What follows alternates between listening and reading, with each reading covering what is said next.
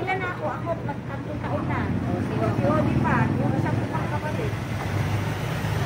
Kaya kinuha ka makakaano. Okay, nandito po ako sa mga tindahan ng Mild Sleeper Store.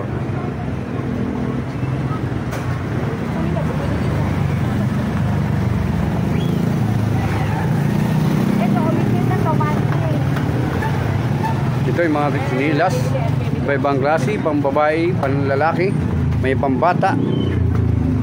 Pambakla, pantomboy. Ayan o.